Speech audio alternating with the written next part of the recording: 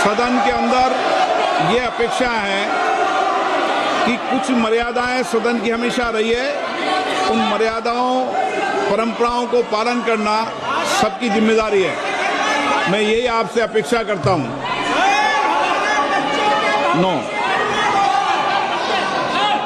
मेरी सदन में हमेशा ये अपेक्षा रहेगी, सदन की परंपरा और प्रतिष्ठा को बनाए रखें। मैं सबको उचित समय देता हूं, सार्थक चर्चा हो, संवाद हो, तर्क हो, इसके लिए संसद है।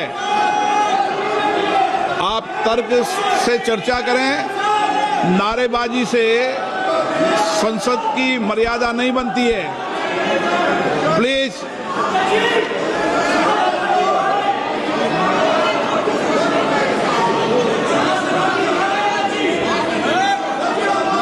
प्रश्नकाल।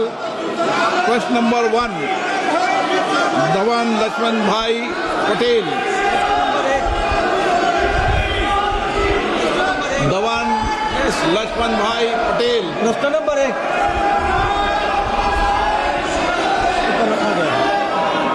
मेरा प्रश्न मंत्री जी से यह है कि भारत की पांडुलिपि विरासत के संरक्षण हेतु प्रारंभ की गई ज्ञान भारत का पहला उद्देश्य और उसके प्रमुख घटक क्या है, तथा दक्षिण गुजरात के वलसाड संसदीय क्षेत्र के गोड़िया, कोकड़ा और वाली जैसे जनजाति के मौखिक और पांडुलिपि परंपराओं के दस्तावेजीकरण किया जा रहा है और इसमें AI का उपयोग किया जा रहा है।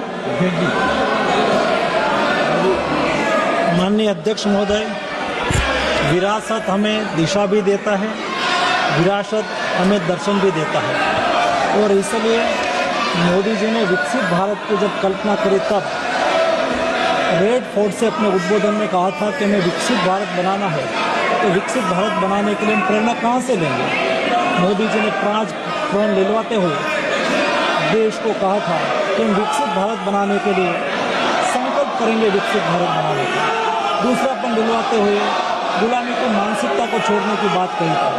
और तीसरा प्रण दिलवाते हुए मोदी जी ने कहा था कि विरासत से प्रेरणा लेकर हम विकसित भारत बनाएंगे। हमारे मैन्युस्क्रिप्ट हमारी विरासत है, और आज मंदिर के रूप में, शोक संस्थान के रूप में, महाविद्यालयों में, मठों में, जगहों में और निजी संग्रहालयों में हमारी मैन्युस्क्रिप्ट है।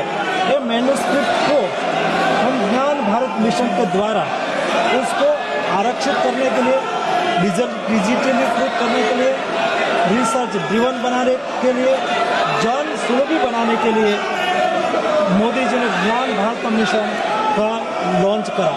और ये ज्ञान भारत मिशन के द्वारा देश में आज 1 करोड़ से अधिक मैन्युस्क्रिप्ट का सर्वे करा गया।